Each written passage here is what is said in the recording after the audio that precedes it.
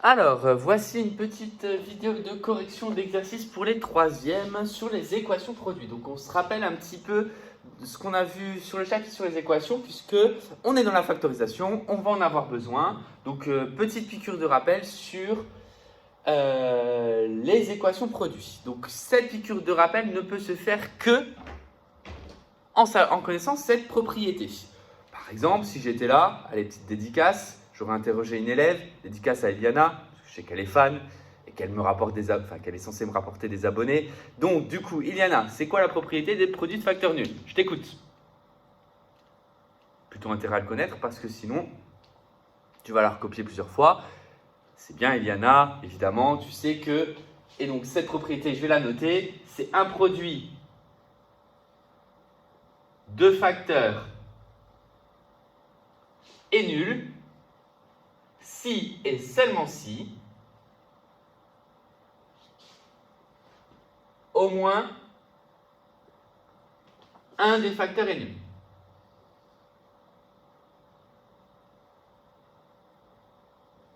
Donc cette propriété, moi là, je l'ai notée qu'une fois, mais vous allez devoir la noter 4 fois en correction. Il y a 4 équations produits. À chaque fois qu'on résout une équation produit, je veux l'avoir sur les copies. D'accord? C'est la justification qui va nous permettre de dire que cette équation-là, par exemple, 2x plus 7 facteur de 3x moins 12 égale 0, va pouvoir se résoudre grâce à cette propriété. Donc ce que je vais faire, c'est que je vais noter l'équation là, noter la phrase là une fois et ensuite résoudre, puis effacer. Et vous, à chaque fois, cette phrase devra être notée. En tout cas, elle devrait l'être sur votre copie. Donc, ici, cela revient à dire que j'ai deux facteurs. J'ai le premier facteur, c'est la première parenthèse, 2x plus 7. Et le deuxième facteur, c'est 3x moins 12. Ces deux facteurs peuvent être nuls pour me donner un produit nul. Ce qui revient à dire que 2x plus 7 égale 0 ou 3x moins 12 égale 0. Ce qui me donne donc deux équations à résoudre et deux solutions, sauf si ce sont les mêmes équations que je dois résoudre. Pour résoudre 2x plus 7 égale 0, je vais le faire correctement pour les premières et après j'irai un peu plus vite. J'espère que tout le monde sait le résoudre. L'objectif c'est d'isoler x. Je vais enlever le plus 7 puis enlever le x2. Pour enlever le plus 7, je fais moins 7 de chaque côté. Donc ça fait 2x plus 7 moins 7 égale 0 moins 7. Ce qui revient à dire 2x égale moins 7. Ce qui revient à dire que 2x, je le divise par 2, ça fait moins 7 demi ou alors moins 3,5. Donc première solution, x égale moins 7 demi ou moins 3,5. Deuxième solution de la même façon, 3x moins 12, je rajoute 12 des deux côtés pour enlever le moins 12. Ça fait donc 12. Ça veut dire que 3x égale 12, je divise par 3 des deux côtés pour enlever le multiplié par 3. Ce qui revient donc dire que x égale 4.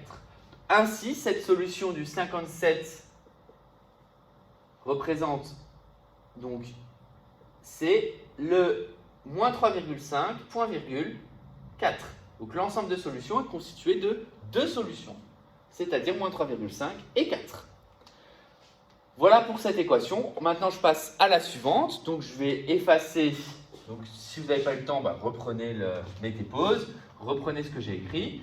Et je passe donc à la suivante qui est 5y moins 2 entre parenthèses, donc facteur de 6y plus 9 égale 0.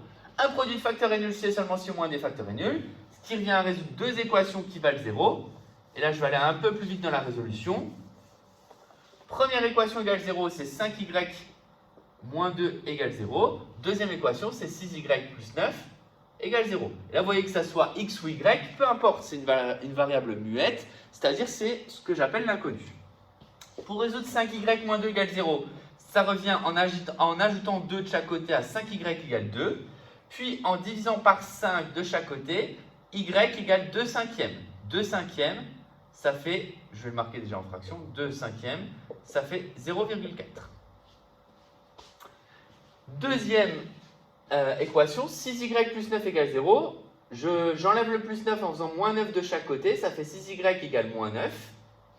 Je divise par 6, ça fait y égale moins 9 sixièmes. Et moins 9 sixièmes, ça fait moins 1,5. Donc, mon ensemble de solutions est constitué de 0,4 fois 1, moins 1,5. Donc, deux solutions. Voilà pour cet exercice 57. Généralement, c'est toujours de bons exercices dans les manuels. Bien meilleur que les 54, voire les 55. Désolé, Marie. Ensuite, le 58. Donc le 58, c'est identique. J'ai de nouveau deux équations. Donc première équation, 2x facteur de 4x moins 5 égale 0. C'est bien un produit de facteurs. Et là, le premier facteur, c'est 2x. Il n'est pas entre parenthèses, certes, mais c'est un nombre. C'est 2x multiplié par une parenthèse. Donc, ça va vouloir dire que je vais avoir, et là, c'est une petite difficulté qui s'ajoute, 2x égale 0, ou alors 4x moins 5 égale 0. Ainsi, pour résoudre 2x égale 0, j'ai juste à enlever le x2. Donc je divise par 2, ça fait 2x divisé par 2, 0 divisé par 2. Alors je sais que vous n'aimez pas diviser 0, mais on a le droit, ça fait 0. Ça fait x égale 0. Ou alors, 4x moins 5 égale 0, ça revient à dire que 4x égale 5 en ajoutant 2 de chaque côté.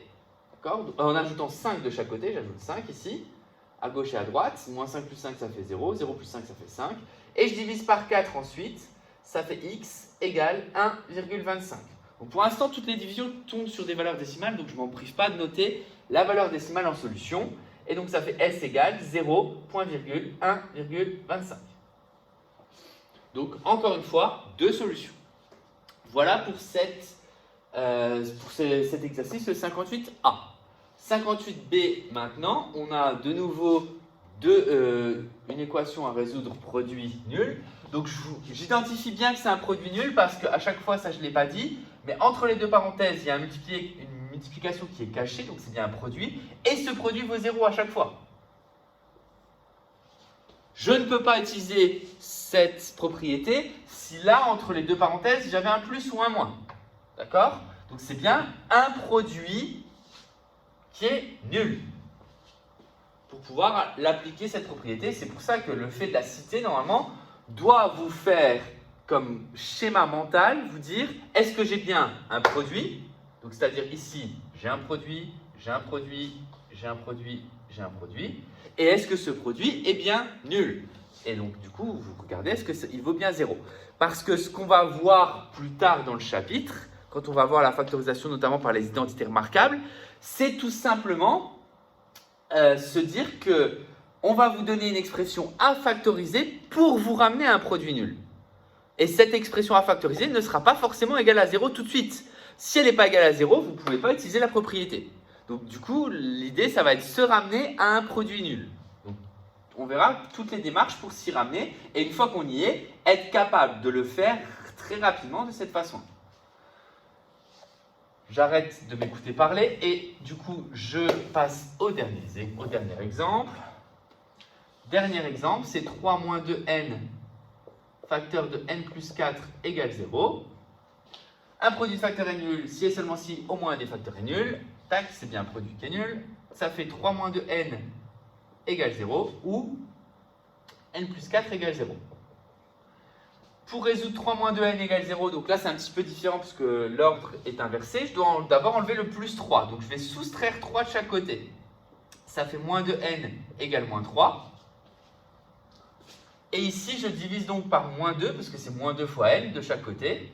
Et ça veut dire donc que n égale moins 3 divisé par 2, par moins 2, c'est-à-dire 1,5. Ainsi, on a aussi pour le deuxième, alors là, un peu plus facile, je dois juste enlever le plus 4 qui est en trop, donc je soustrais 4 de chaque côté, ça fait n égale moins 4. Ainsi, on a donc nos deux solutions ici. Et là, s égale 1,5, point virgule, moins 4. Et on a ainsi pu résoudre ces deux exercices. Donc ça sera l'objectif final, être capable de résoudre des équations produits. Mais on va avoir quelque chose de supplémentaire, c'est qu'on va devoir s'y ramener à l'aide de factorisation.